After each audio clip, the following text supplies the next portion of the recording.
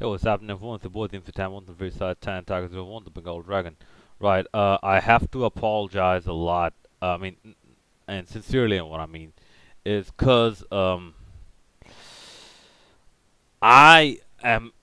I'm gonna be extremely busy for the past, for the, for the next, for the next few weeks. So, apologies, but I will not be able to give you detailed impact reviews. I'll just have to give you my thoughts.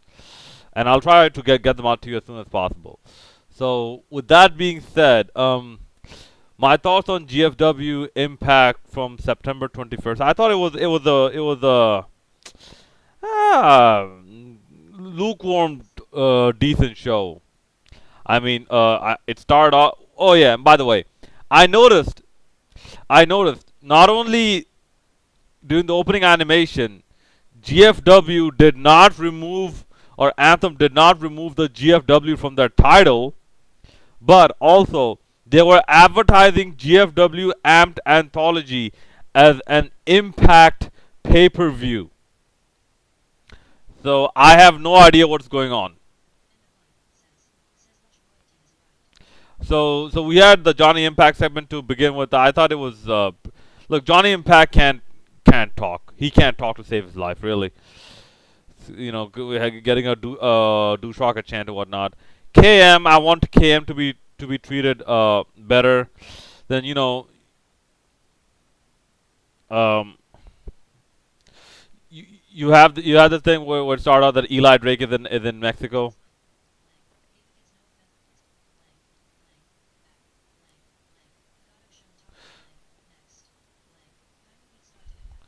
Then you had the Taya Valkyrie squash match with Ava Story. I've noticed, however, Ava Story has her own entrance, but at this point, I would like to see someone like Ava Story uh, you know, get more offense in her matches. So, so you after that you had the Rosemary come out. The only thing I didn't like about this Rosemary segment is that she's supposed to be pissed off. So why is she high fiving the fans?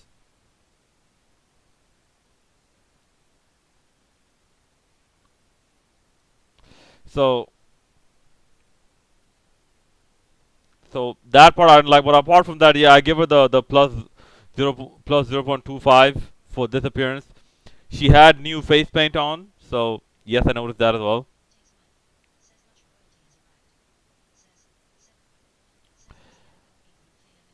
And basically this sets up to, I believe, Sienna, Taya Valkyrie, and Taryn Terrell versus Gail, Kim, Rosemary, and Ali. So there was another Rosemary segment as well, so I give another 0.25 to that.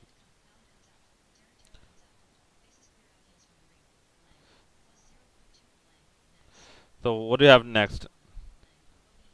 So we had the OVE segments going to LAX's hideout. LAX having a spotter with a radio or walkie-talkie, whatever you wanna call it, intercom, or like a handheld intercom. Um, and then basically OVE, given some good treatment, and then they get into an argument with LAX and said that okay, we're gonna face you at Victory Road. Okay. You know, I think these LAX segments are very good, especially compared to like what we're getting with the other products right now. I think these LAX segments are absolutely badass.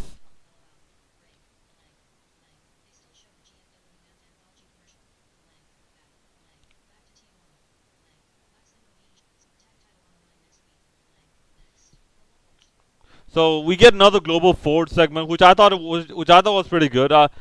If anything, I just like I don't know. I want to see where this goes. Like perhaps get the now it's not the Impact Zone. It's going to be the I think the Aberdeen Pavilion more involved. So we'll see where it goes. But I liked it.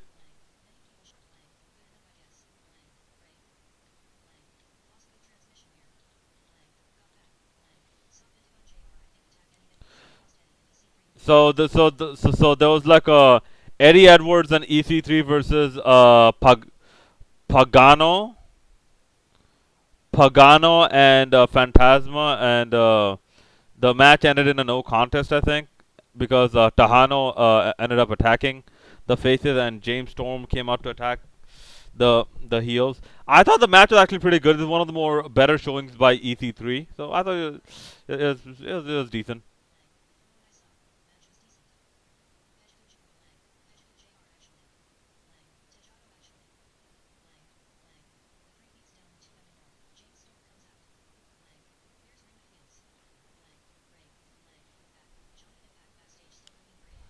So Johnny Impact for the second time of the night, going to Tahano and saying, like asking where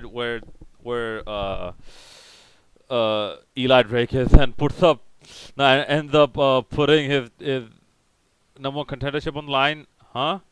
I'm like, dude, do you not want that number one contendership? Do you just want to give it away? I'm like, okay, okay, give it to Moose or something. If you just want to give it away,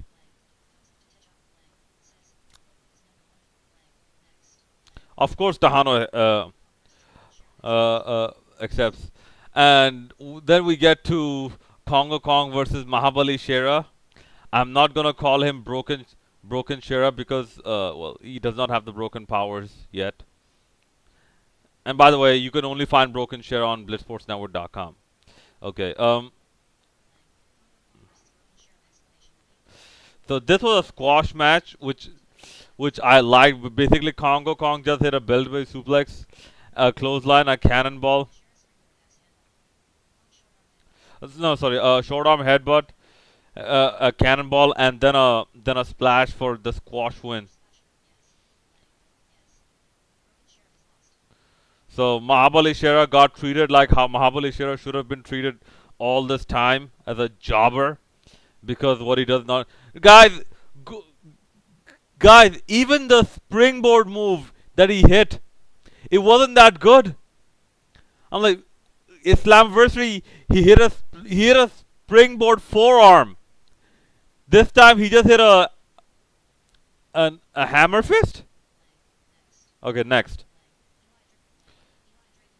So the Eli Drake Mexico promo, I liked it. I liked it. Guys, Eli Drake is solid right now. Solid.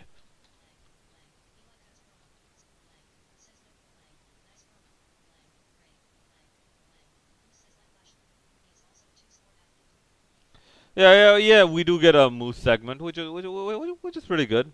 Basically, setting up Moose versus Bobby Lashley at Bound for Glory, and Bound for Glory, which I'm seriously looking forward to because I want to see a change from the Impact Zone. Finally, we're getting a change from the Impact Zone, and you can't say like, "Oh, GFW not trying." Bro, GFW is trying. Anthem is trying. They're giving their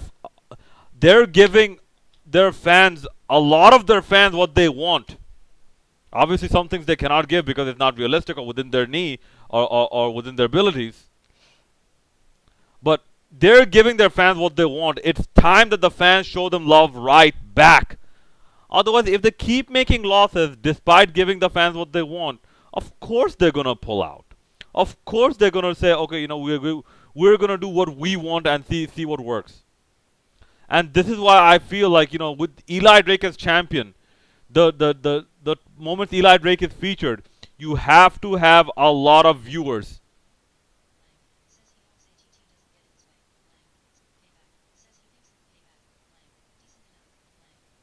Okay, so next, so we get the Tahana versus Johnny Impact, which I thought was a good enough match, I guess.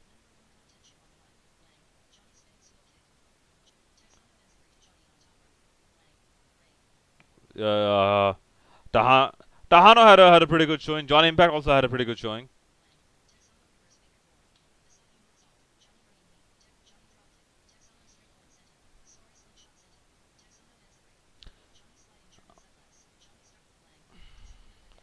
I Guys, I have a very strong feeling Johnny Impact is not going to Johnny Impact is not going to win the title at Bound for Glory. I don't know why.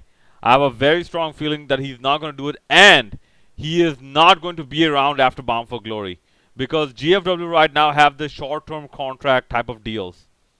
They're trying different things and see if something works. They're gonna run with it, which I I, I can understand why they're doing it because this is just a way to invest your money better. So okay, got a break after that, and we also get we get an we get LVN dressing like a tramp, like looking for love in the crowd, so to speak. Pretty good, Zack Ryder. Right. Next, um, so we get the main event, the Eli Drake global title defense in Mexico. Guys, I like this. I like this touch. This is not just the highlights. They showed pretty much the entire match. I like this touch.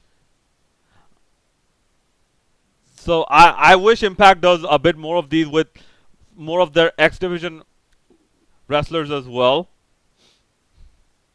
Like, guys, could you imagine the X title being defended in AAA or being defended in Pro Wrestling Noah, and we get to see actual live, no, not live, but actual like the actual footage of that like in full? That would be really cool. So obviously Eli Drake retains, and that's how the show ends.